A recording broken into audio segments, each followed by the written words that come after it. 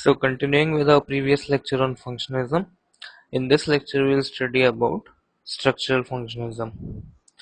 So structural functionalism was the theory given by Radcliffe Brown in his 1952 work Structure and Function in Primitive Society.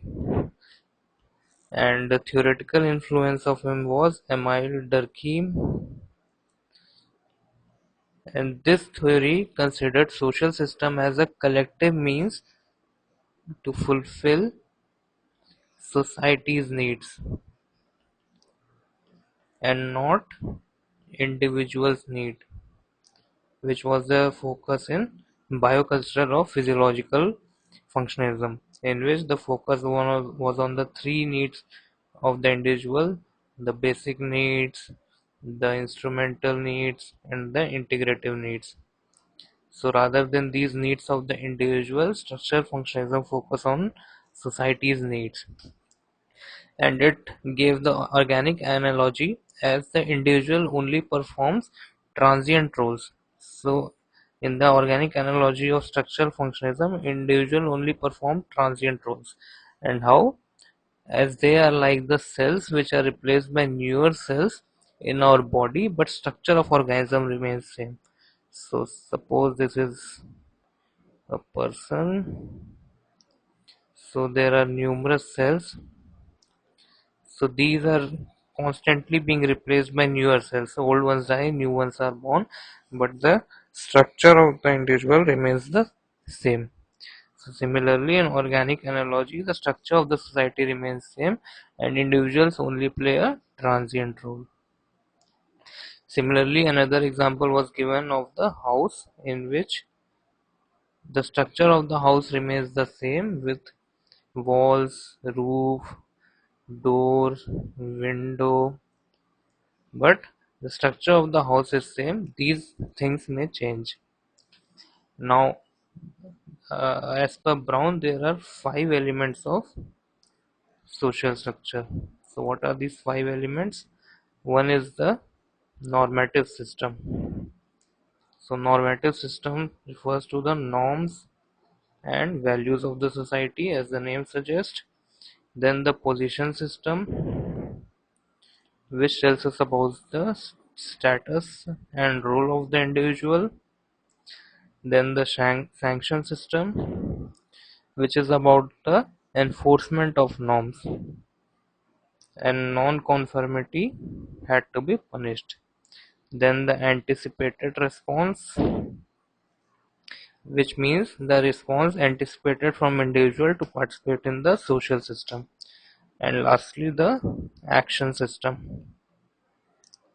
So the action system is the goal is to be achieved by social structure, and the whole social structure revolves around the action system.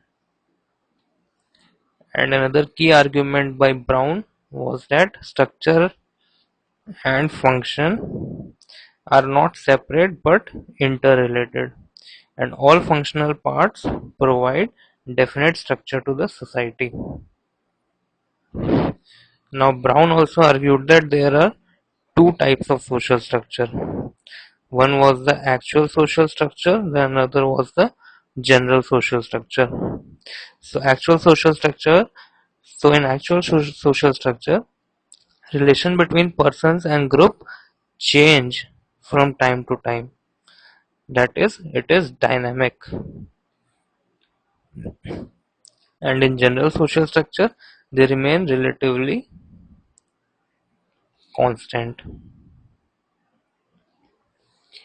So this is largely static in nature. And the concept of function given by Brown.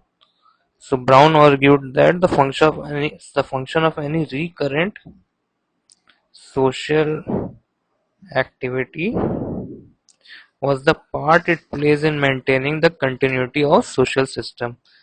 So the function of a recurrent social activity is the part it plays in maintaining the continuity of social system. And he pointed this out through the example of marriage, the function of which was the protection of mother-child combined. Another good example is the ceremonial weeping in Andamanese,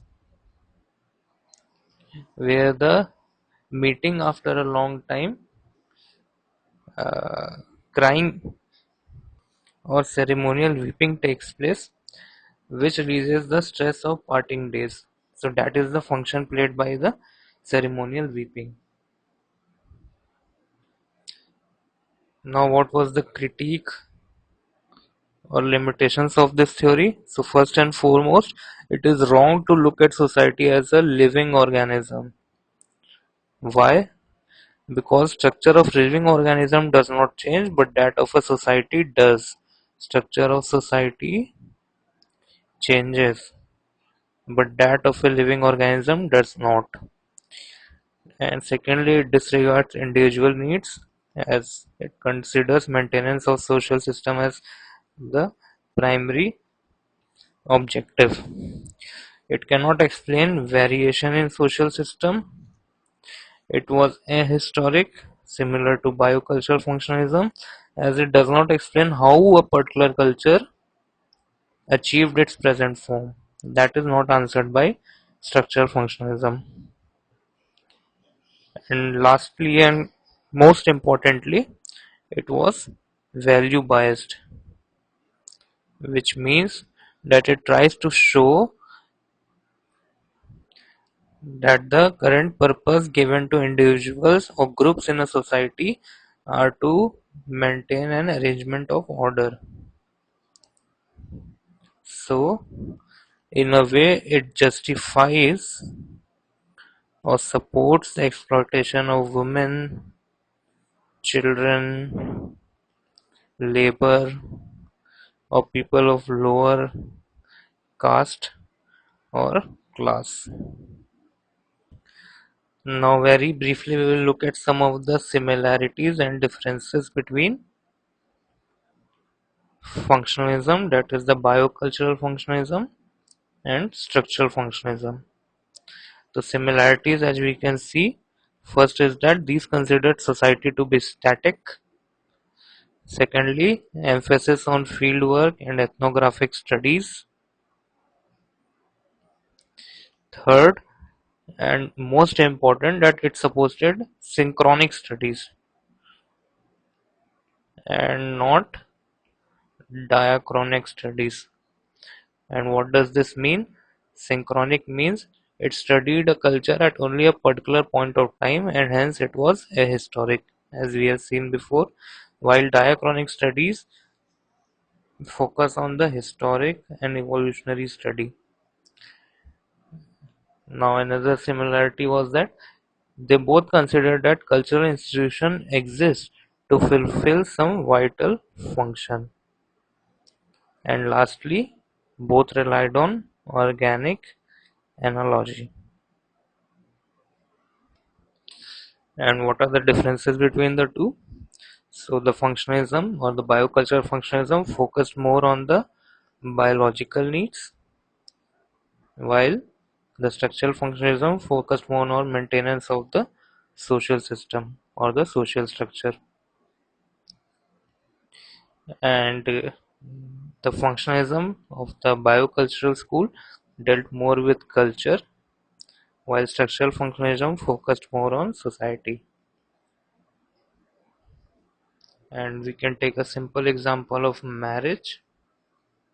So for functionalism, the purpose of marriage was to fill the basic need of reproduction, while for structural functionalism, the purpose of marriage was to protect the mother-child